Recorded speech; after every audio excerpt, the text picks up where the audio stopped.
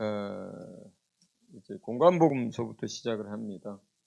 마태복음 1장 18절에서 25절까지 말씀을 같이 읽습니다. 교독하겠습니다. 제가 먼저 읽습니다. 예수 그리스도의 나심은 이러하니라. 그의 어머니 마리아가 요셉과 약혼하고 동거하기 전에 성령으로 잉태된 것이 나타났더니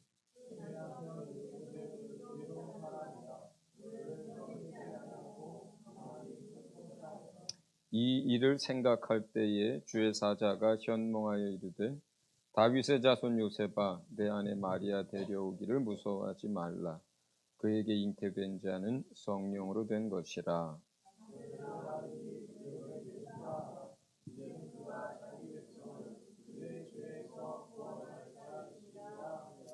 이 모든 일이 된 것은 주께서 선지자로 하신 말씀을 이루려 하심이니 이르시되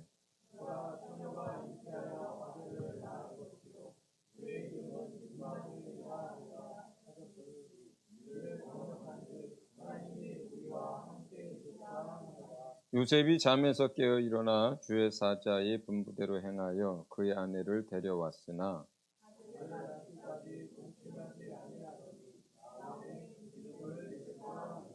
아멘. 오늘 지금 읽은 본문은 오늘 다루려고 하는 것은 마태복음 1장 그리고 2장 안에 있는 내용들을 다루는데 본문은 1장 18절부터 25절까지를 함께 읽었습니다. 우리가 본문 읽은 데를 좀 잠깐 살펴보고 시작을 하겠습니다. 우리가 그 처녀로 잉태되었던 마리아의 믿음과 또 그 신실함에 대해서는 뭐 설교로도 많이 들으셨을 것이고 또 배우기도 하셨을 것이고 또 여러분들이 깊이 묵상하면서 참 대단하다. 자칫하면 뭐 정혼만 한 상태에서 같이 뭐 결혼을 해서 같이 살기도 전에 처녀가 그냥 애를 베어버렸으니 그 나라에서는 그냥 돌 맞아 죽게 되는 그런 일들이잖아요. 그럼에도 불구하고 주의 뜻이 내게 이루어지다 하면서 그 믿음으로 그걸 받아들였던 그 마리아에 대해서는 참으로 우리가 그 믿음을 참 본받고자 합니다. 그런데 저는 그냥 어제 드는 생각이 참 마리아도 대단하지만 그러나 참 요셉도 참 대단한 사람이라는 생각이 들어요. 자, 여러분이 누구랑 약혼을 했어요. 정혼을 했어요. 근데 자기하고 상관없는데 그 약혼녀가 정혼한 여자가 애를 뱄어요. 여러분은 어떻게 하겠어요? 그냥 이스라엘의 신앙이나 종교나 문화가 아니어도 우리나라만 같아도 어떻게 하겠습니까? 조금만 시간을 거슬러 올라가서 이게 지금부터 2000년 전 얘기인데 한국에 예를 들어서 500년만 거슬러 올라가서 조선시대라고 합시다. 뭐 아니면 고려시대라고 합시다. 그때는 이런 일이 생겼으면 어떻게 하겠어요, 한국은? 유대교의 그런 신앙이나 문화가 아니어도 어떻게 하겠어요? 그런데 요셉은 말이에요. 요셉은 그냥 마리아한테 가타부타 따지지도 않고 비난하지도 않고 마리아가 아이를 가졌다는 그것을 알고 나서 사실 남자 입장에서는 얼마나 화가 날 일이에요. 얼마나 말도 안 되는 일입니까? 그런데 놀랍게도 자기가 화나는 것, 자기가 수치를 당하는 것, 자기가 입을 손에 어떤 부끄러움 이거를 먼저 생각하기보다 누구를 생각합니까? 내 아이가 아님에도 불구하고 나하고 정혼을 했음에도 불구하고 애를 베어버린 그 마리아를 생각하더라고요. 그 마리아가 수치를 당하지 않도록, 그 마리아가 어려운 일을 당하지 않도록 가만히 드러내지 않고 비난하지 않고 가만히 이제 관계를 정리해 주려고 그렇게 고민하고 생각을 합니다. 늘 생각하는 거지만 하나님은 참 믿음의 사람들을 통해서 일하신다는 생각을 하게 됩니다. 성경은 요셉을 뭐라 칭하냐면 저는 의로운 사람이라. 마리아만 훌륭한 게 아니고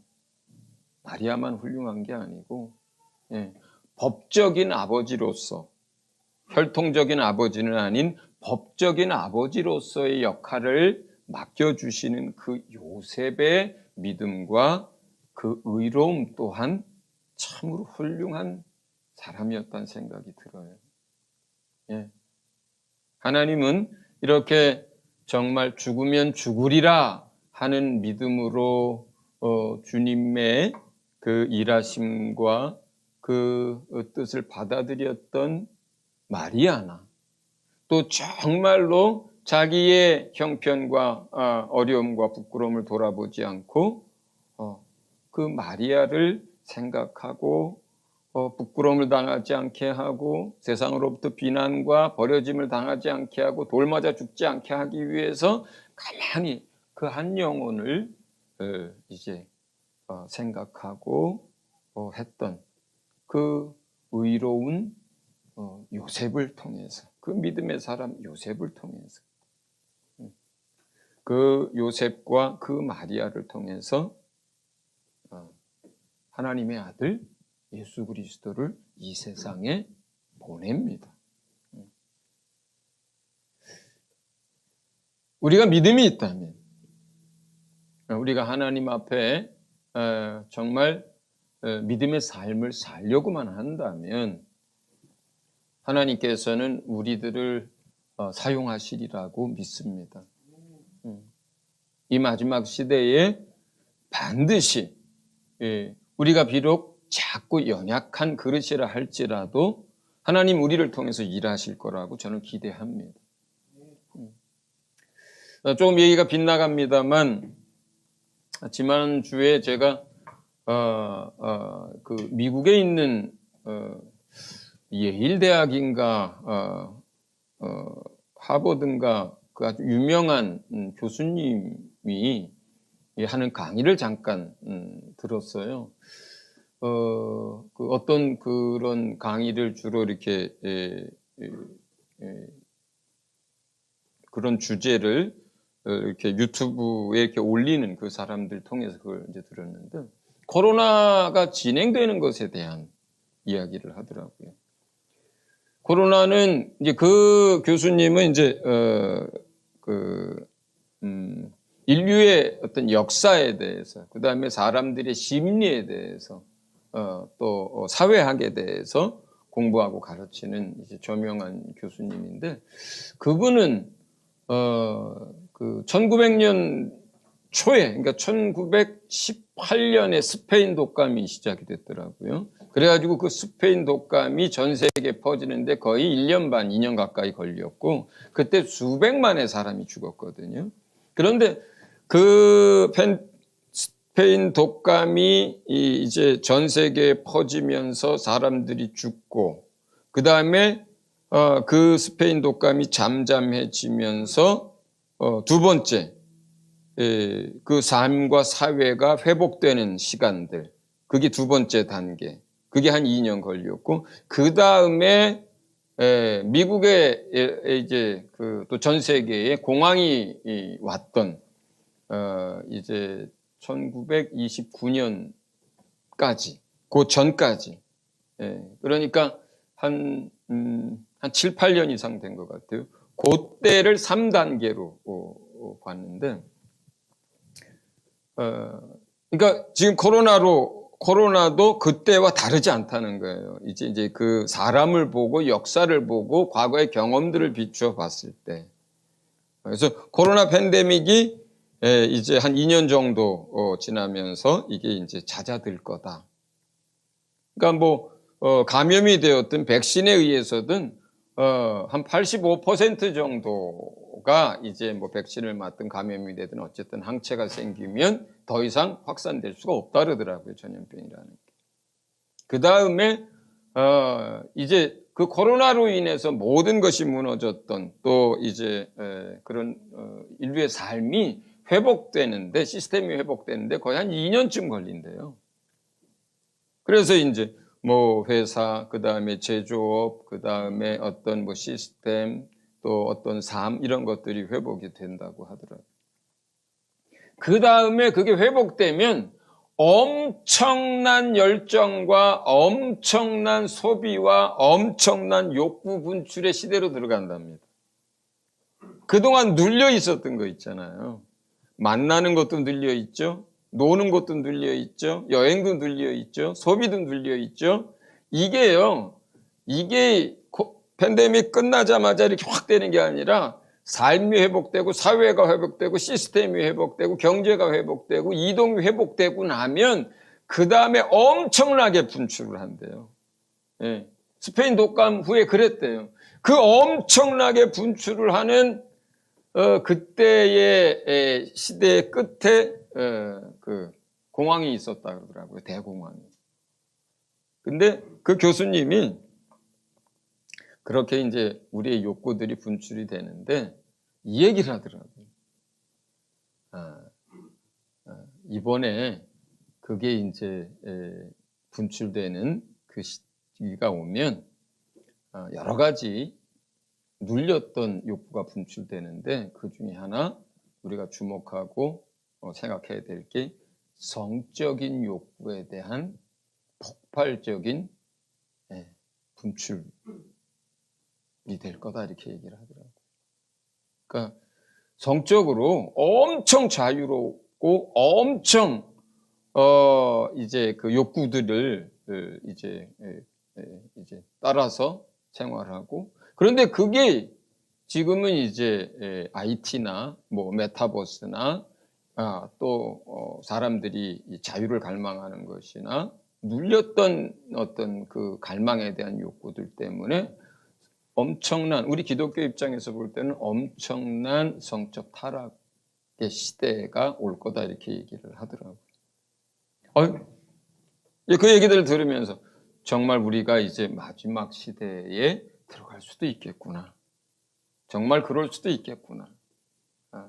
그리고 그 와중에 우리는 잃어버린 사람들을 찾는 일에 우리 인생을 다 걸어야 되겠구나 하는 생각을 했습니다. 한번 지켜보자고요. 정말 그런 학자들의 이야기 또는 과거에 한번 우리가 또 여러 차례 겪었던 중세는 흑사병이 그렇게 전 세계에 팬데믹을 가져왔었고 또 근대에 와서는 스페인 독감이 그렇게 됐었습니다.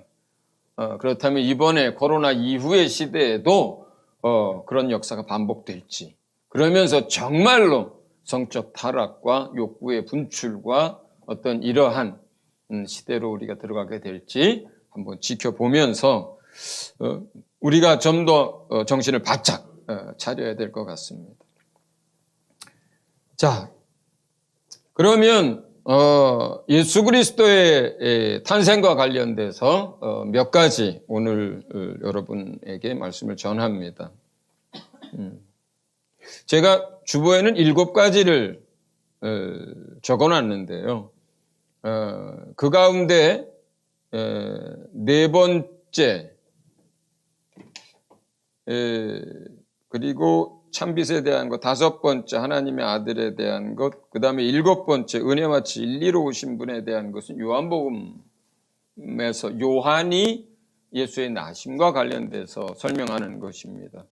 그것은 금요일 날 하든지 제가 주중에 촬영을 하든지 할 것이고요. 오늘은 요한복음이 아닌 공관복음에서 마태복음과 특히 누가복음, 마태복음에서 이제 이야기하는 예수 그리스도의 태어남과 그 의미와 또 그 사도가 얘기하고 싶어하는 그 부분들 네 가지만 설교로 다루려고 합니다. 마가복음은 사실은 예수님의 태어남에 대해서 한 줄로 정리하고 끝납니다. 마가복음 1장 1장으로 그냥 1장 1절로 한 줄로 끝나고 바로 누구로 넘어가냐면 참 마가는 성격도 급해요. 바로 세례 요한으로 넘어갑니다. 한 줄로 예수님의 태어나심을 정리하고 그냥 끝냅니다. 그런데 제일 자세하게 다루고 있는 것은 누가와 그 다음에 마태입니다. 예수의 태어나심에 대해서. 자, 첫 번째 마태복음 1장 1절은 이렇게 얘기합니다. 어떻게 얘기합니까? 아브라함과 다윗의 자손으로서 오신 예수 그리스도. 이렇게 1장 1절이 시작을 해요. 그렇기 때문에 우리가 마태복음 1장 1절을 여러 가지로 의미로 해석을 하는데, 첫 번째는 구약과 신약을 이렇게 연결해주는 브릿지로, 다리로 이해를 합니다. 두 번째는 하나님의 말씀과 그 예언의 성취로 또 우리가 이해를 합니다. 저는 아브라함과 다윗의 자손으로 오신 예수 그리스도를 생각할 때마다 첫 번째 주의 성실하심에 대해서 생각을 합니다. 주님이 메시아인 예수 그리스도를 이 땅에 보낼 때까지 주님이 얼마나 열심히, 얼마나 큰 성실로 끊임없이 일해 오셨는지에 대해서 첫 번째 생각을 합니다. 메시아를 보내시기 위해서 일하기 시작한 때는 언제냐면 인간이 창세기에서 범죄한 그 순간부터예요.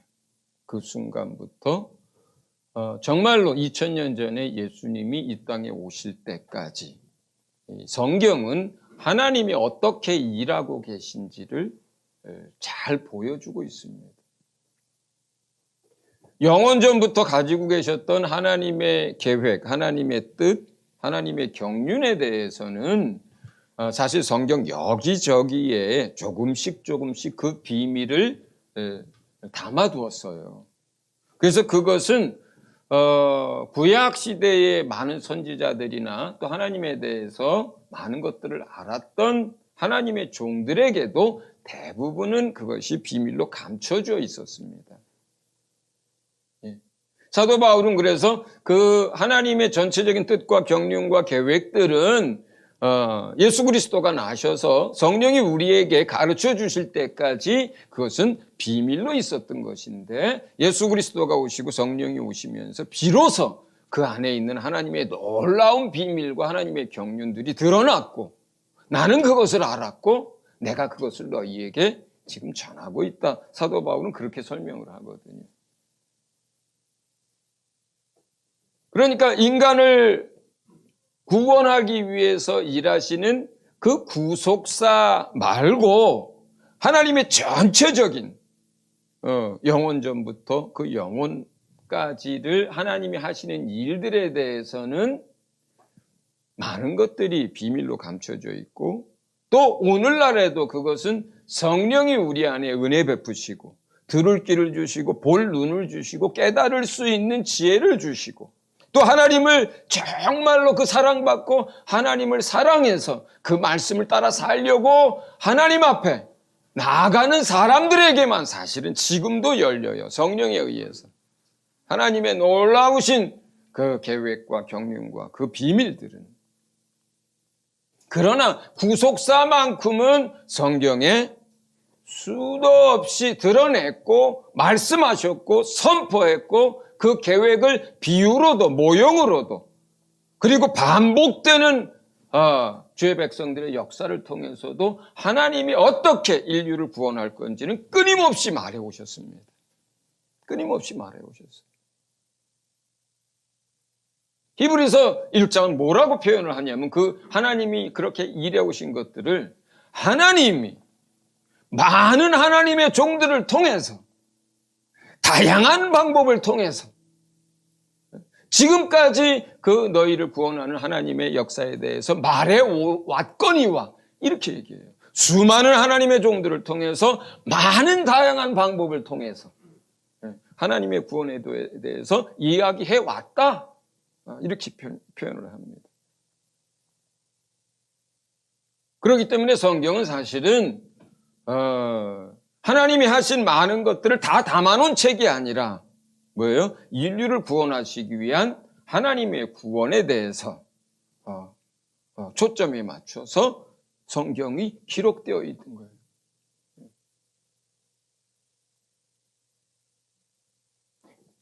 아담과 하와가 타락했을 때, 그때 인류에게 이야기합니다. 아담에게만 이야기한 게 아니고 아담 이후에 인류에게 이야기합니다. 아담이 그 자손들에게 이야기했던 이야기인데 어느 순간에선가는 그것들이 끊어졌어요. 다시 모세를 세우셔서 하나님이 이야기합니다. 모세는 자기가 하나님을 만나고 나서 수없이 많은 그 시간을 거슬러 올라가서 하나님이 세상을 어떻게 창조했는지를 보았습니다. 그리고 인류의 마지막이 어떻게 될지도 보았습니다. 어떻게 인간들이 타락하게 되고 하나님의 은혜를 다시 받게 되고 메시아가 어떻게 올 것인지를 같이 봤습니다. 신명기 18장에서 그걸 기록하고 있어요. 나와 같은 선지자에 대해서 설명할 때 예수에 대한 이야기입니다.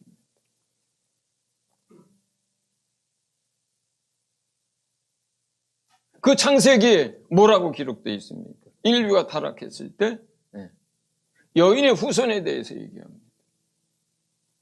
이스라엘 백성은 아주 특별한 경우가 아니면은 전부 남자의 이름을 거론하고 남자 누구누구의 자손, 후손 이런 얘기를 하지 어느 여인의 후손 이런 식으로 표현을 안 합니다.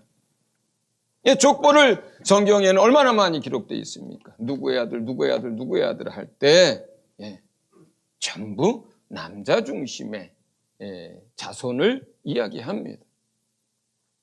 그럼에도 불구하고 여인의 후손이라고 하는 얘기는 뭐예요?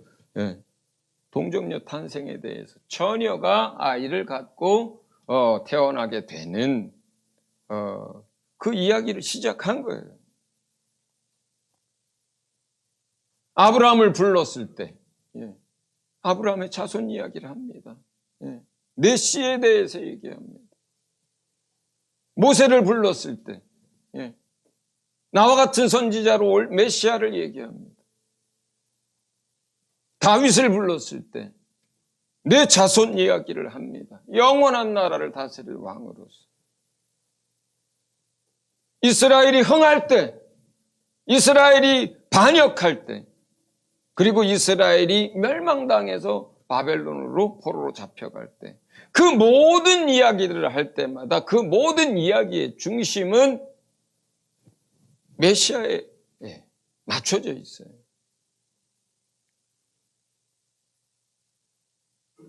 애굽에서 종되었던 그들이 모세를 통해서 그 자유를 얻게 되고 가나안 땅에 들어갈 때 그 모든 과정들은 전부 하나님의 나라와 또 메시아에 대한 예표요, 그림자요, 그리고 모형으로 끊임없이 얘기합니다. 끊임없이 얘기합니다. 그들이 홍해바다를 건널 때 이와 같이 너희가 예수 그리스도와 함께 죽고 함께 살 거라는 거예요. 세례에 대한 표였어요. 그 반석에서 물이 터져 나와서 사막에서 수많은 짐승과 사람들이 물을 먹을 때 그 반석은 메시아를 상징하는 거예요. 그 가나안 땅은 하나님의 나라를 상징하는 것입니다. 모세를 통해서 성막에서 어린 양이 아무 죄도 없는 어린 양에게 손 얹어서 죄 다 뒤집어 씌우고 그 목을 따서 피를 흘리게 하면서 죄사함을 받게 할 때 보내받을 메시아에 대해서 얘기하는 거예요. 그들이 자유를 얻었을 때도 그 초점은 하나님의 나라와 메시아에 맞춰져 있고, 여호수아를 통해서 정말로 그 가나안 정복 전쟁이 일어날 때, 그 성전이 거룩한 전쟁이 일어날 때 그것은 하나님의 나라가 어떻게 확장될 것인가에 대한 것을 얘기하는 거고, 그 나라를 가져올 메시아에 대해서 메시아가 그렇게 할 거라는 것을 보여주는 거예요.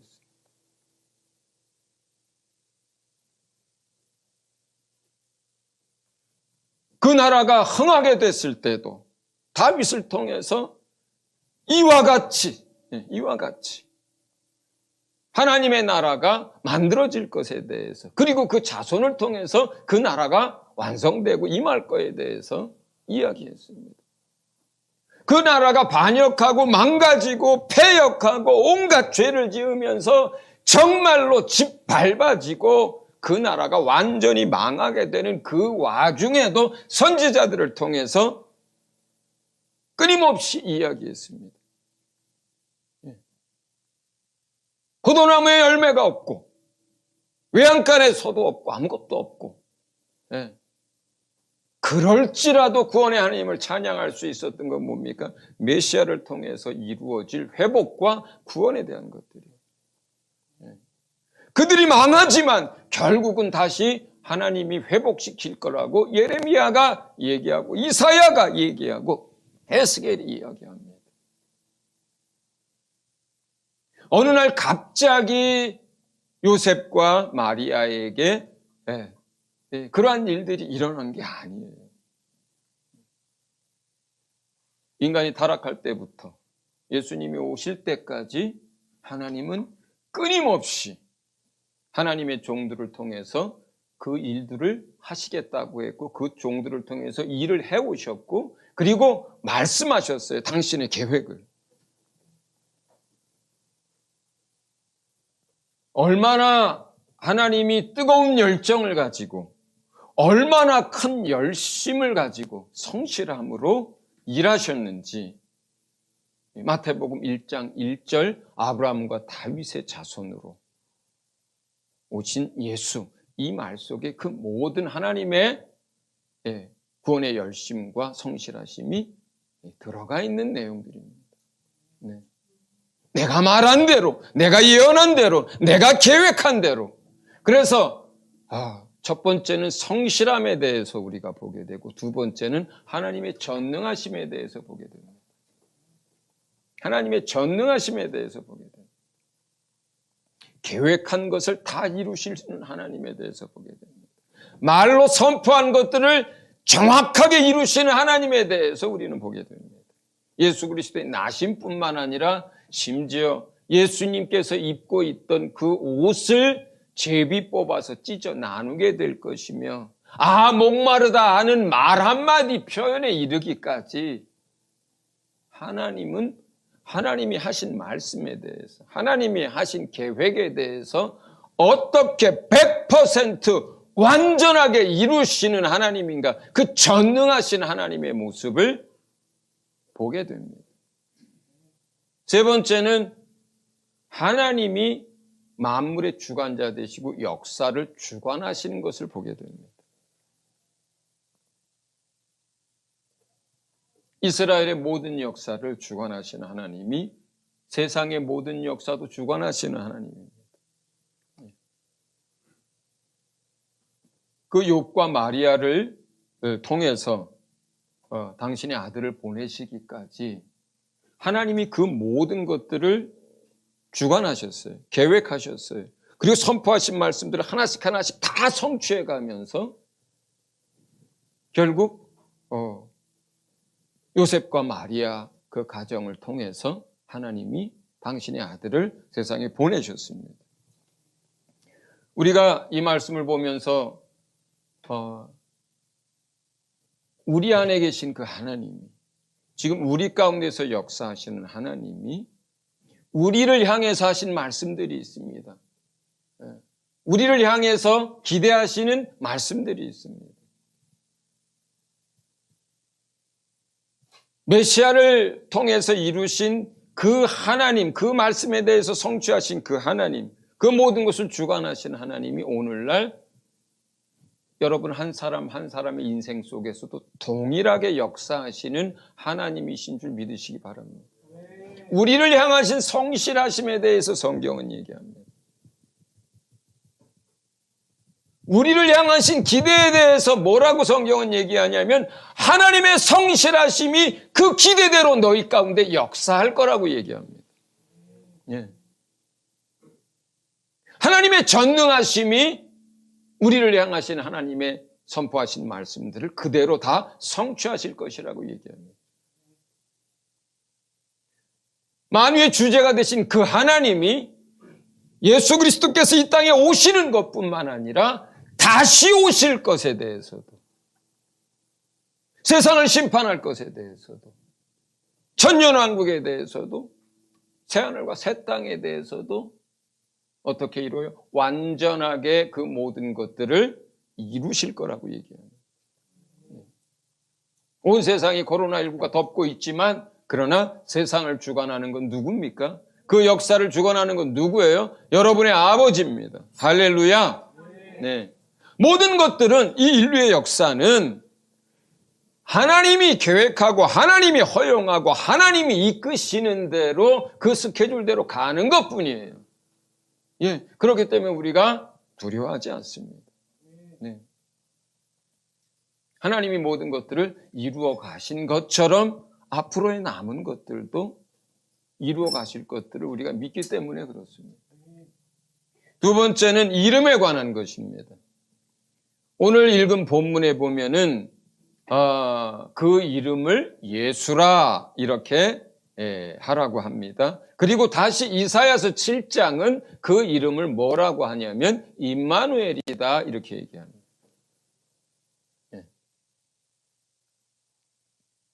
예수의 이름에 대해서 여기 두 가지가 나와요. 예수님이라고 하는 것과 임마누엘이라고 하는 이름에 대해서 이야기합니다. 여러분, 하나님이 뭘 하고 계신 걸까요? 우리 인생 가운데. 하나님의 마지막 목적은 뭘까요? 하나님의 나라와 예수 그리스도를 통해서 우리 속에서 일하시려고 하는 하나님의 마지막 계획은 뭘까요? 그 마지막 계획에 대해서 예수님이 마지막으로 기도하셨어요. 이 땅에 계실 때.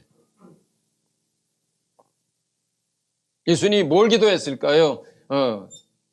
우리 요한복음 17장을 보면은 예수님의 기도가 쭉 나옵니다. 그 기도의 핵심은 뭘까요? 우리를 지켜주시는 기도도 합니다. 우리에게 영원한 생명을 주시는 것에 대한 기도도 하십니다. 예. 근데 맨 마지막으로 그가 몇 구절에 걸쳐서 마지막으로 하는 예수님의 기도는 뭘까요? 하나님의 뜻이 이 땅에서도 이루어지도록 하는 그 구체적인 기도의 내용들이 뭘까요? 아버지와 내가 하나인 것처럼 저들도 내 안에서 하나님과 하나 되기를 원한다라고 하는 그 기도가 마지막 기도예요. 네. 아버지께서 나를 그 사랑하신 그 사랑이 저희 안에도 있기를 원합니다고 하는 것이 마지막 구절이에요. 예. 그게 예수님의 마지막 기도예요. 뭘 기도하셨겠어요? 뭘 기도하셨겠어요? 아버지의 뜻이 이 땅에서 이루어지도록 한 기도인데 그 기도의 구체적인 마지막 내용이 뭐겠어요? 우리와 하나님이 함께 하는 것, 하나가 되는 것. 그걸 기도하셨고 그게 예수님의 소원이고 하나님 아버지의 계획이었어요. 뜻이었습니다.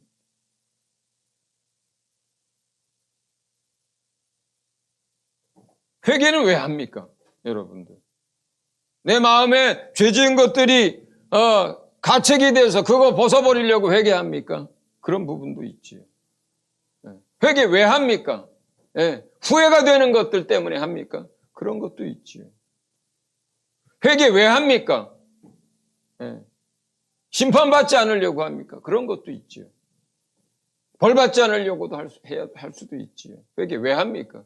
회개를 하는 궁극적인 목적이 뭐예요? 죄 때문에 우리가 하나님을 만날 수 없기 때문에, 하나님께 갈 수 없기 때문에 그 하나님께 갈 수 없는 장애물을 치워버리는 게 그게 회개예요. 그게 회개의 궁극적인 목적이에요. 회개의 궁극적인 목적이 뭡니까? 하나님을 만날 수 없는 인간이 하나님을 만나기 위해서 죄를 해결하는 것, 치워버리는 것. 그게 회개예요. 그게 회개예요. 그냥 우리 안에 있는 죄책감을 벗어버리는 것에 끝나지 않습니다. 하나님께 혼나는 걸 면하는 것에 끝나지 않습니다. 회개의 궁극적인 뭐예요? 아들을 내어주신 그 궁극적인 목적이 뭐예요? 예수의 피가 필요한 궁극적인 목적이 뭐예요? 예수가 죽으실 때 휘장이 위로부터 밑으로 찢어져서 둘이 된 이유가 뭐예요? 예수를 이 땅에 보내신 그 하나님의 뜻이 뭐예요? 이유가 뭡니까? 우리가 왜 회개합니까? 하나님과 만날 수 없는 사람들이기 때문에 아들을 보내주신 것이고 휘장을 찢어서 그 뜻을 알게 하신 것이고 회개하라고 하는 이유가 그거예요. 뭐예요? 하나님 만나는 거예요. 그런데 회개하는 이유. 예수의 피가 우리에게 필요한 이유가 뭐예요? 하나님을 그래야 만나니까.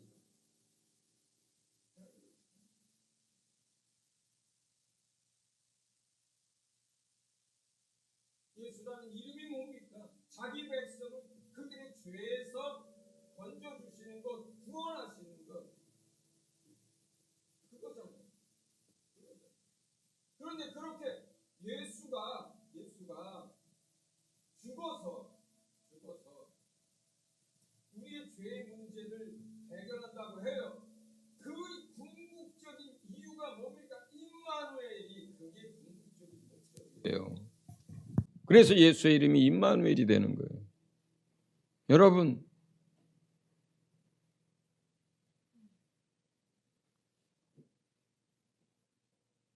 우리가 왜 날마다 예수의 보혈을 의지해서 고백합니까? 그러지 않으면 하나님이 내 안에 오셨어도 내가 그분을 느낄 수 없기 때문에 그렇습니다.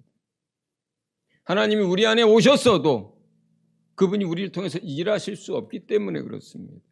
하나님이 우리 안에 오셨어도 동행할 수가 없기 때문에 날마다 예수의 피를 힘입어서 자백하고 나가는 거예요. 나가는 거예요. 생명은 하나님 안에만 있습니다. 천국은 하나님을 누리는 곳이에요. 예.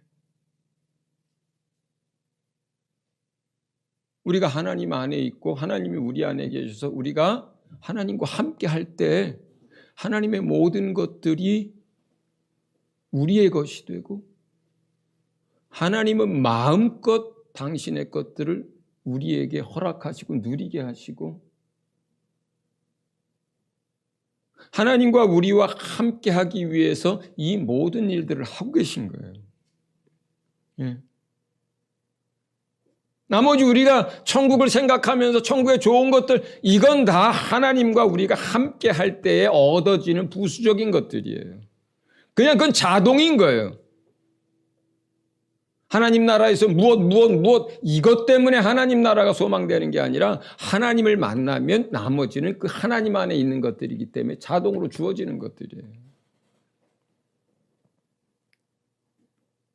그래서 그 이름이 임마누엘인 거예요. 그 이름이 임마누엘인 거예요. 자기가 이 땅에 오시고 자기가 이 땅에 와서 고난당하시고 당신이 이 땅에 오셔서 피 흘리고 죽음을 통해서 무엇 하시려는 거예요? 임마누엘, 하나님이 우리 안에 들어오시고 우리가 예수 안에서 하나님과 늘 함께하는 영원한 삶을 이루시기 위해서 그것이 아버지의 뜻이기 때문에 예수가 이 땅에 오신 거예요. 하나님이 육체를 입고 이 땅에 오신 거예요. 예. 하나님의 열심을 여러분들 보시기 바랍니다. 하나님의 열정을 보시기 바랍니다. 우리와 함께 하시려고 하는 하나님의 열정, 하나님의 것들을 우리에게 다 주시고 싶어 하시는 하나님의 열정. 예수라는 그 이름, 자기 백성을 그들의 죄에서 구원하시겠다라고 하는 그 이름, 임마누엘이라고 하는 그 이름, 하나님이 당신의 백성들과 함께 하시겠다는 그 이름. 예수 믿는 사람들이 누구냐? 예수님을 통해서, 우리가 믿음을 통해서 이제 우리 안에 말씀으로, 영으로 정말로 하나님이 우리 안에 영혼에 와 계신 사람들. 그게 크리스천이에요. 여러분 안에 영으로, 말씀으로 누가 계셔요? 하나님이 와 계신 거예요. 하나님. 이제 그 일을 이루시기 위해서 요셉과 그리고 마리아 그 가정에 아기로 하나님이 피조물의 모습으로 오시게 된 겁니다. 세 번째는 왕으로 오신 예수님에 대해서 이야기를 합니다. 그가 왕이시다. 왕이시다. 그는 첫째, 성경은 뭐라고 얘기하냐면 이스라엘의 왕이시다라고 얘기를 해요. 둘째, 하나님 왕국, 하나님 나라의 왕이시다 이렇게 얘기해요. 여기서 이스라엘은 누굽니까? 예, 그 이스라엘은 참 이스라엘을 얘기해요. 영적 이스라엘이라고도 표현하는 참 이스라엘을 얘기합니다. 혈과 육으로 난 이스라엘을 말하는 것이 아니라 누구를 얘기해요? 예수 믿는 여러분을 얘기합니다. 예. 다른 표현으로 하면 어떻게 돼요? 자기 백성을 참 이스라엘이라고 하는 거예요. 자기 백성. 예수라고 할 때 예수라는 이름 속에 뭐라 그래요? 자기 백성을. 예. 자기 백성을 그들의 죄에서 구원하는 이름이에요. 그 예수라는 이름이. 거기서 그 자기 백성이 누굽니까? 그게 이스라엘이에요. 그게 참 이스라엘이에요. 자기 백성. 하나님의 백성. 그게 이스라엘이에요. 그 이스라엘의 누구예요? 왕이라는 거예요. 여러분의 왕이 예수님이신 줄 믿으시기 바랍니다. 두 번째는 하나님의 왕국 또는 하나님의 나라의 왕이에요. 마태복음은 왕국 개념을 가지고 있습니다. 다른 복음서들은 나라의 개념을 가지고 있습니다. 하나님의 왕국, 하나님의 나라. 그리고 그 나라에 속한 백성이 누구예요? 그게 자기 백성이에요. 예수는 누구의 왕이에요? 그 하나님의 나라에 속한 하나님의 백성들의 통치자예요.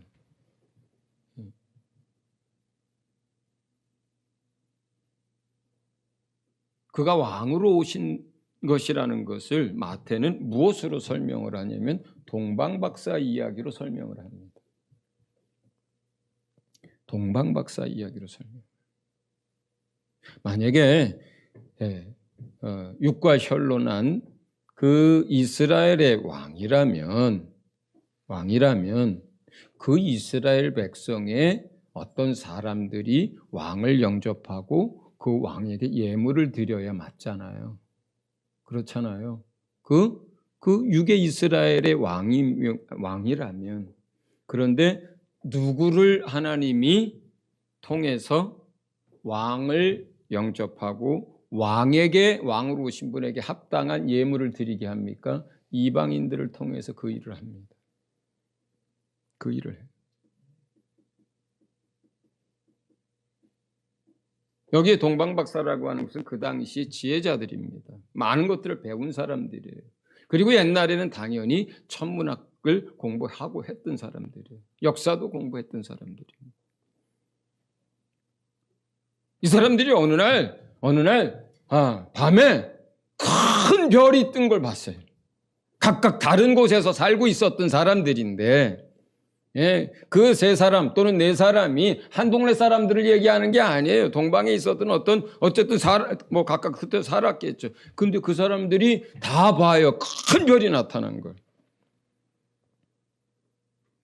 퀴즈, 여기서 퀴즈.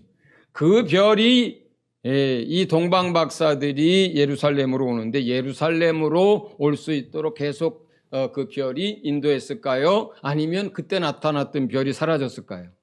예루살렘에 올 때까지. 인도했다. 손 들어보세요. 네. 아니면 그때 나타나고 사라졌다. 손 들어보세요. 나머지는 모르겠다.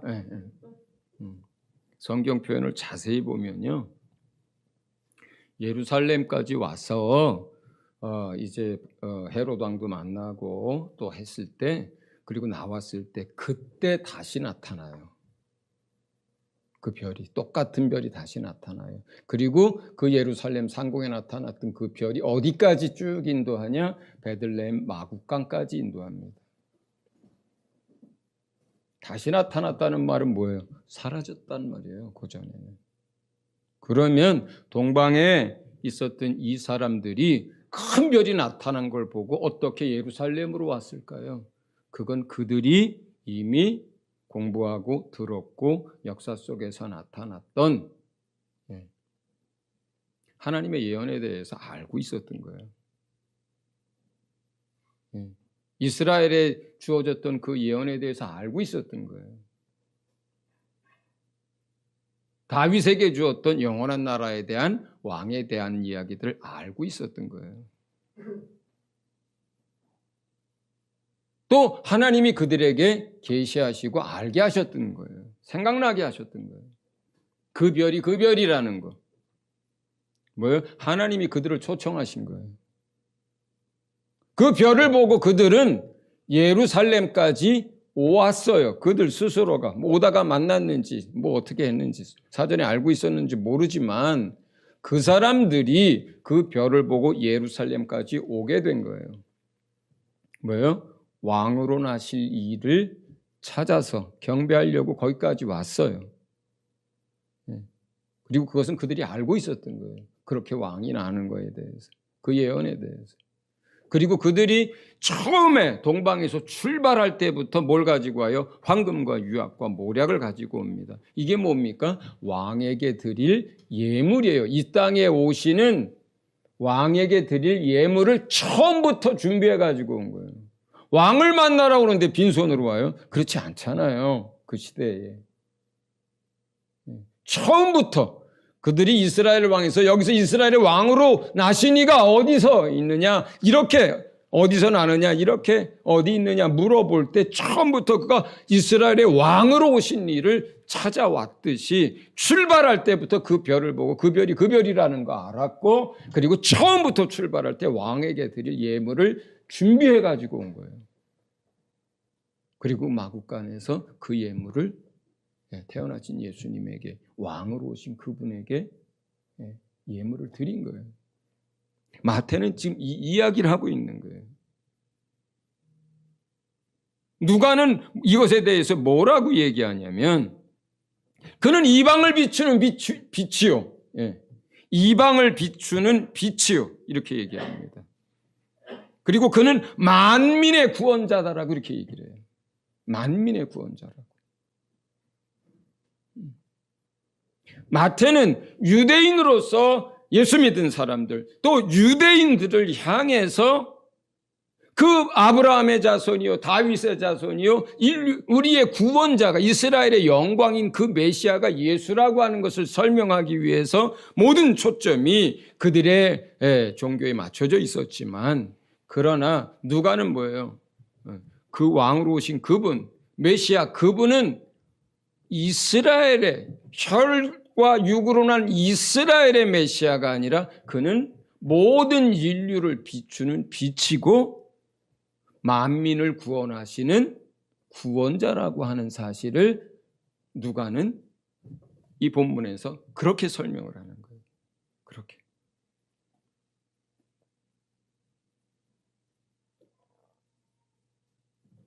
우리는 만민을 구원하시는 예수 그리스도를 만난 사람들입니다.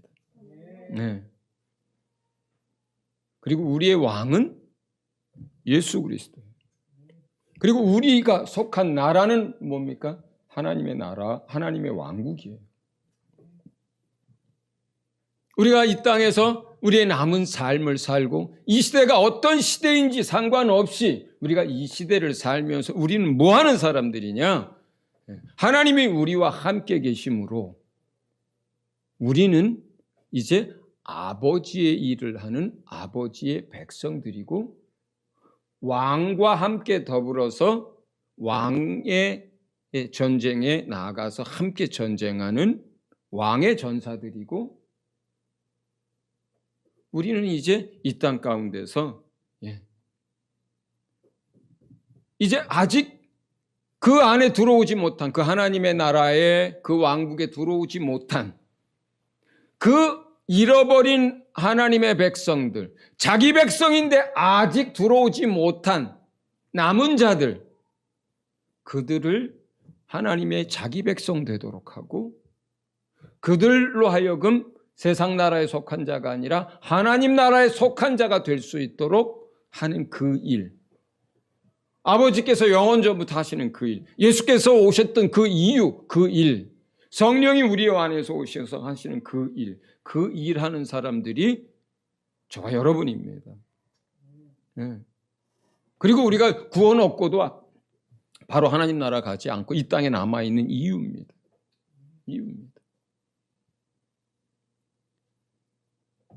하나님이 얼마나 성실하신지, 그분이 어떠한 전능하신 능력으로 일하시는지, 그가 만유의 주제이고 우리의 왕이요, 그를 통해서 이제 잃어버렸던 그 하나님을 이제 우리가 만날 수 있다는 것, 그 하나님께로 나아갈 수 있게 됐다는 것. 그 뜻이 저와 여러분에게 이미 성취되었고, 그리고 저와 여러분은 그 뜻 가운데서 그 일을 함께 하자고 부름받은 하나님의 사람들인 줄 믿으시기 바랍니다. 네. 이 시간 기도하도록 하겠습니다. 그 하나님의 성실함을 통해서 우리가 구원을 얻었습니다. 또 주께서 말씀하신 대로 임마누엘, 그 예수의 이름대로 우리 안에 성취되었습니다. 하나님이 우리와 함께 하십니다. 우리는 이제 그 나라의 백성이고 예수 그리스도의 통치를 받는 하나님의 사람들입니다. 우리가 이 사실들을 이제 우리 삶 가운데 드러내고 나타내고, 또 이러한 예수 그리스도를 세상 가운데 소개할 수 있도록 이 시간 감사기도와 함께 또 우리 자신을 위해서 이 시간 기도하도록 하겠습니다.